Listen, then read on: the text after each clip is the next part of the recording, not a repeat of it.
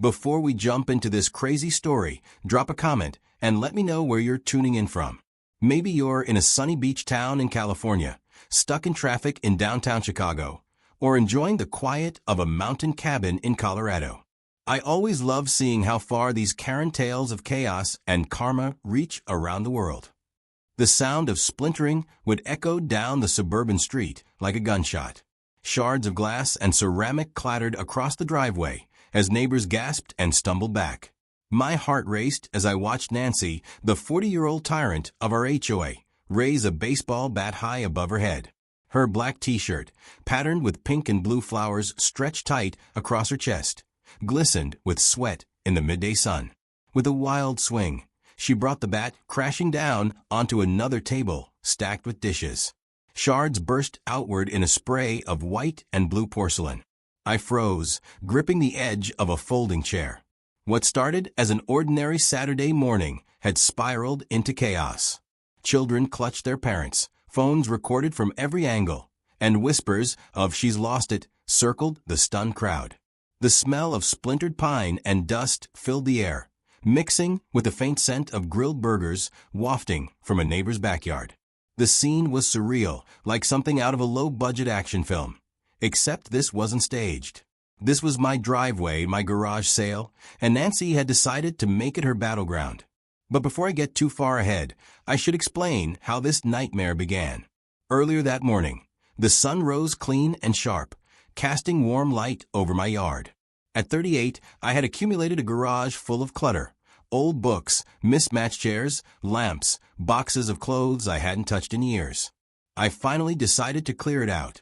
I dragged tables into the driveway, arranged everything neatly, and posted signs around the neighborhood. Within an hour, people wandered over, families, retirees, curious teenagers. Laughter and chatter filled the air. A little boy found a toy fire truck and raced it across the pavement, his mother smiling at the bargain. An elderly neighbor bought a lamp, joking it was vintage, when really it was just old. I felt good. For once, my house didn't look like a storage unit. The air smelled of fresh grass and the faint tang of lemonade from a stand two kids had set up down the block. My neighbors smiled, enjoying themselves. The morning felt normal, almost perfect. Then Nancy arrived. She came striding down the sidewalk like a storm front, 40 years old, heavy-set, her curly brown hair pinned back too tightly, sunglasses perched like armor. A clipboard dangled from her hand as though she were inspecting troops. Without so much as a greeting, she stopped at the end of my driveway, scanning the tables with disdain. "Excuse me," she called, her voice shrill enough to cut through the chatter. "Do you have permission for this little event?" I wiped my hands on my jeans, forcing a polite smile. "Garage sales are allowed twice a year." I checked the bylaws. Her lips curled into something between a smirk and a sneer. "I enforce those bylaws, and I don't recall approving this circus." Conversation stalled. Neighbors glanced at each other. The cheerful atmosphere curdled. I could feel eyes shifting between us, waiting to see how I'd respond. "It's just a garage sale, Nancy," I said, keeping my voice calm. "I'm within my rights." She stepped closer, her sandals crunching against gravel. "Within your rights? These tables are blocking the sidewalk. Someone could trip. And that chair," she jabbed her clipboard toward a wooden rocker, "looks like it's about to collapse. Liability waiting to happen." I bit back a sigh.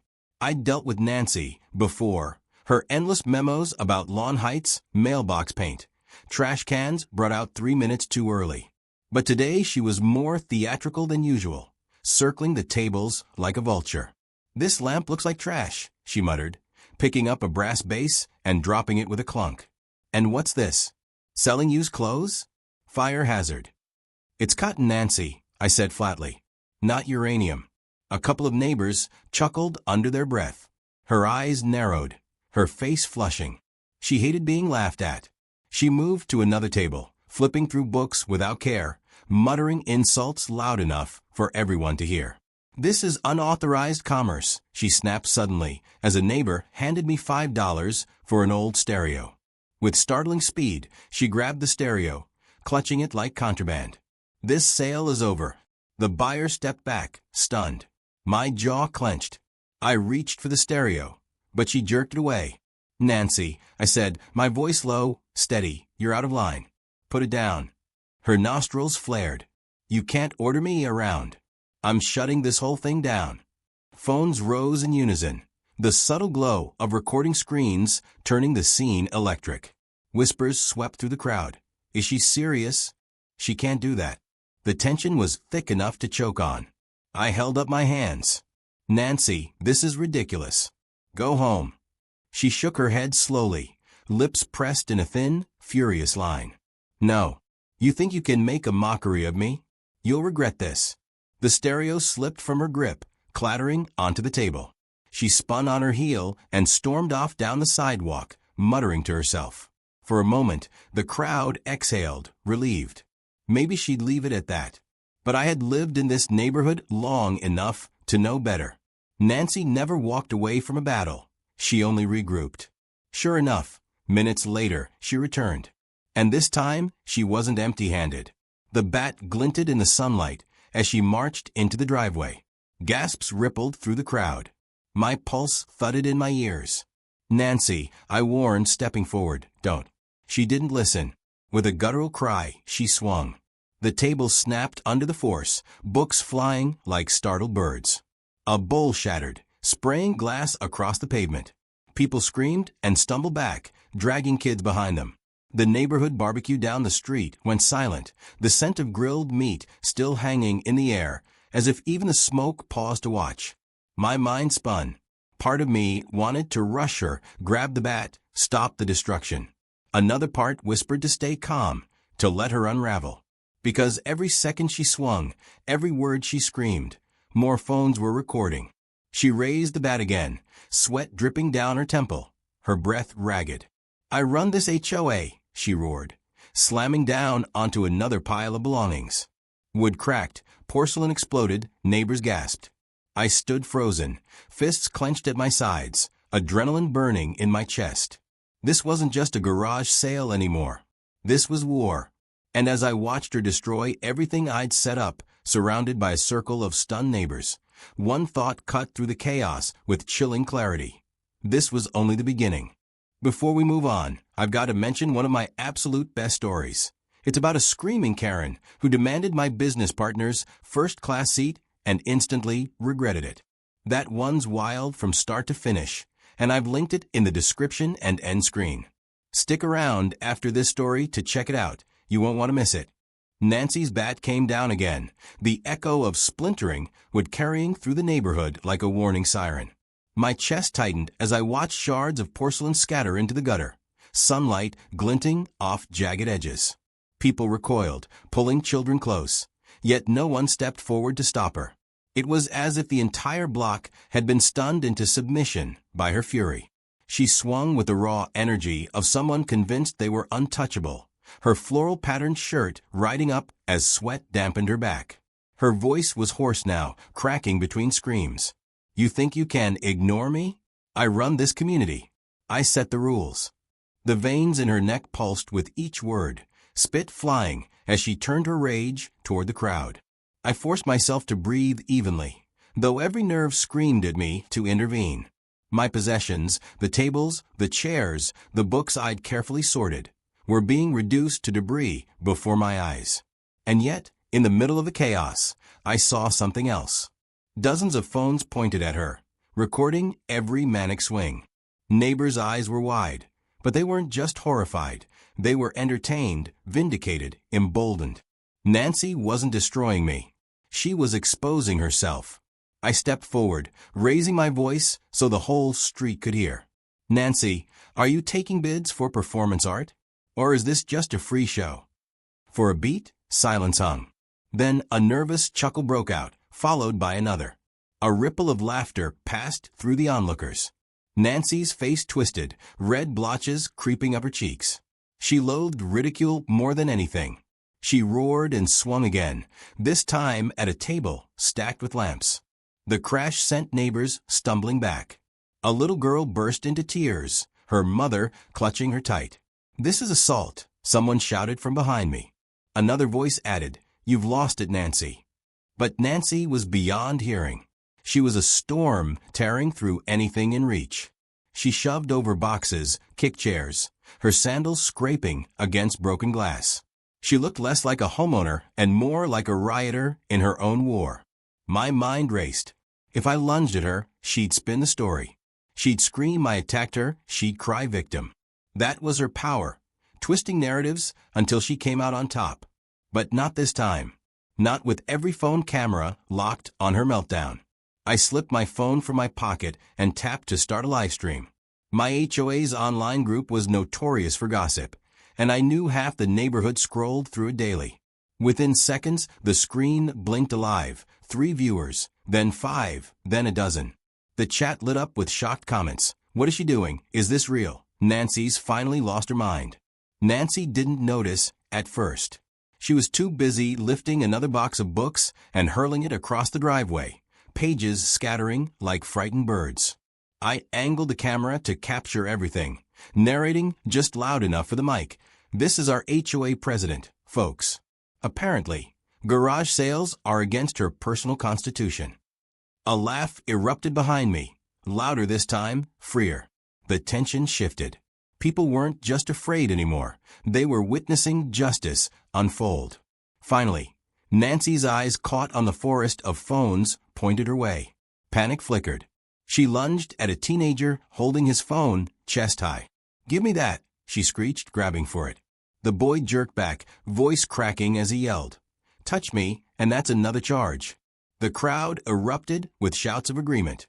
"Leave him alone." "It's all on video, Nancy." Her hand shook as she turned, realizing she was cornered not by force, but by evidence. Every angle captured her rage, her destruction, her threats. I took a slow step closer, steadying my voice. "Nancy, the more you swing, the deeper you bury yourself." She bared her teeth, gripping the bat tighter. "You think this will stop me? You think anyone cares?" Her tone was wild, desperate, as though if she shouted loudly enough, reality would bend in her favor. But I just held up my phone higher, the live stream counter ticking upward, 50 viewers, then 70. Comments streamed by, "Call the cops, this is gold, she's finished." Sirens wailed faintly in the distance.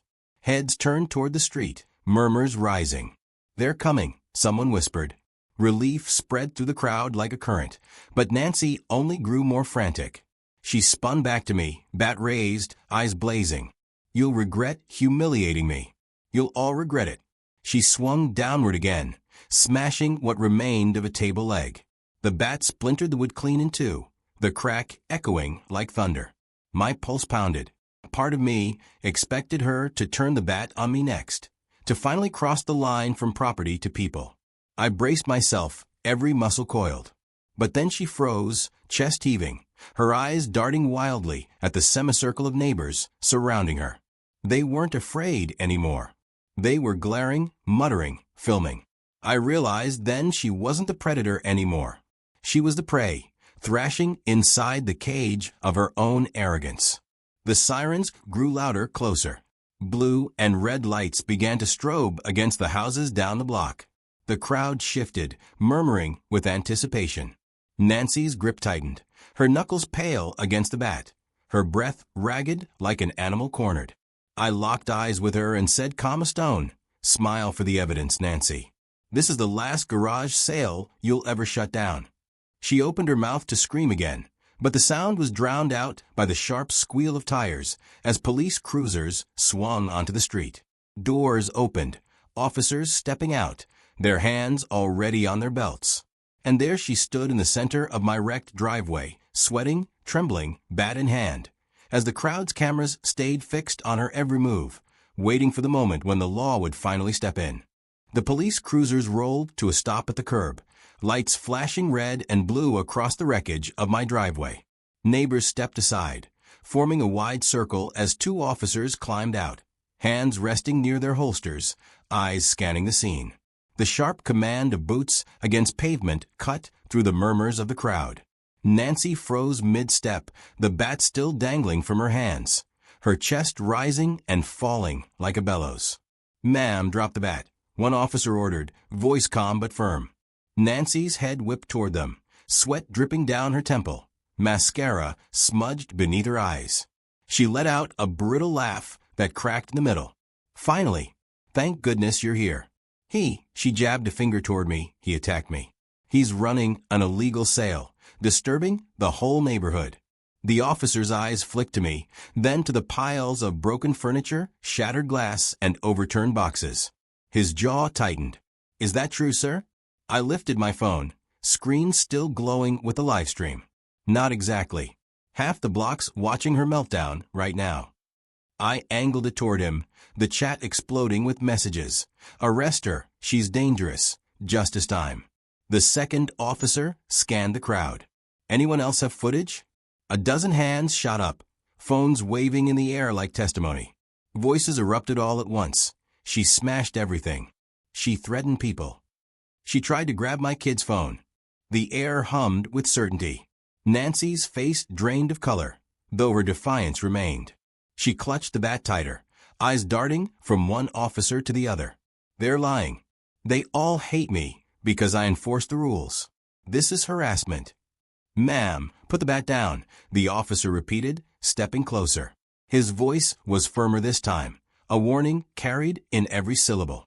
For a moment I thought she might swing again, one final desperate act. But her hands trembled, her arms heavy from rage.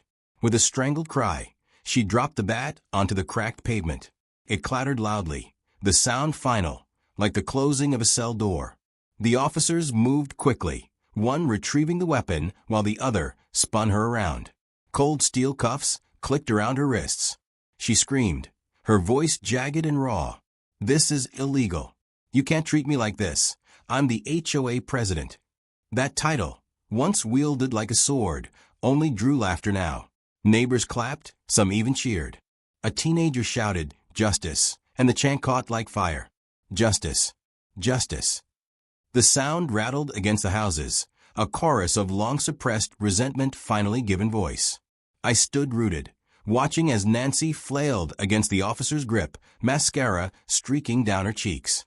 The livestream count surged past 100, comments filling the screen faster than I could read. Legendary meltdown. She's finished. Post this everywhere. One officer read her rights aloud, his tone steady despite her shrieking protests. You're under arrest for destruction of property, disturbing the peace, and attempted assault. Her knees buckled. She sagged against the car, sobbing, begging anyone, to make the camera stop. But not a single phone lowered. Not one neighbor offered comfort. She had spent years terrorizing them with fines, threats, and memos. Now they were united in watching her fall. The trunk slammed shut, the cuffs tightened, and the cruiser's back door swallowed her whole. The neighborhood exhaled as if a storm had finally passed. I lowered my phone, the screen buzzing with notifications. My driveway was a disaster. Tables smashed, books ruined, porcelain ground into dust. Yet a strange calm settled over me. I hadn't lifted a finger against her. She'd done this to herself, in front of everyone. One officer approached me, notebook in hand. You the homeowner? I nodded. Sorry about your stuff. We'll file the report. With all the video evidence, this should be open and shut. He glanced toward the cheering neighbors, a faint smile tugging his lips. Doesn't look like she's too popular around here. That's one way to put it, I said. He scribbled notes, took my statement, then left to speak with others. The cruisers pulled away minutes later, carrying Nancy's shouts into the distance until they faded completely. Silence lingered, broken only by the crunch of glass beneath shoes. Then something remarkable happened. A neighbor stepped forward with a broom. Another brought over a spare folding table. Someone else collected unsmashed items and began reorganizing them. The garage sale wasn't dead, it was being reborn. Within an hour, laughter replaced the tension. Kids chased each other across the lawn. Music drifted from a speaker someone set up. People browsed what was left, some slipping extra bills into the cash box, insisting for the trouble. A woman pressed a covered dish into my hands, saying, "You need food after all this." By late afternoon, my driveway looked nothing like the battlefield it had been. The wreckage was cleared, the tables full again. Strangers had become allies, united by a common enemy. Ironically, I made more money that day than I'd ever expected. Enough to replace everything Nancy had destroyed and then some. Word spread quickly beyond the block. The live stream had been shared across social media, racking up views, comments, and mocking nicknames for Nancy. By evening, memes were already circulating. Her red, furious face paired with captions like HOA Gone Wild and Batgirl. Days later, the fallout hit. The HOA board convened an emergency meeting, their inboxes flooded with complaints and video links. For once, the decision was unanimous. Nancy was removed from her position. Stripped of power, fined for damages, and facing charges, she vanished from the public eye, too humiliated to show her face. I stood in my now-cleared garage, the shelves organized, the air smelling faintly of dust and fresh paint. For the first time in years, the weight of Nancy's presence was gone. She could no longer dictate how tall the grass should be or what color mailboxes had to match. The neighborhood felt lighter, freer. Still, as satisfying as her downfall was, I couldn't shake one thought. If Nancy, so consumed by control, could unravel so completely over something as small as a garage sale, what would happen the next time someone like her tried to seize power? The memory of her wild eyes, the bat arcing in the sunlight, lingered in my mind. I closed the garage door, the sound echoing through the quiet evening. The chaos was over, the community stronger, and justice had been served. Yet somewhere in the back of my thoughts, a whisper remained, that power always attracts the next tyrant, and when they came, I'd be ready. When the last of the neighbors drifted away and the sun dipped low over the quiet street, I finally leaned against the garage door and let out the kind of breath I didn't realize I'd been holding all day. My tables were reset, the chaos was swept away, and the woman who had tried to wreck everything ended up cuffed in the back of a squad car, exactly where she belonged. Justice didn't just show up, it arrived with flashing lights and a whole crowd of witnesses. And honestly, it couldn't have been more satisfying. If you enjoyed this story of karma catching up in the most perfect way, make sure to drop a comment with your thoughts. Hit that like button, share with friends, and don't forget to subscribe for more wild tales where the bad guys always get what they deserve.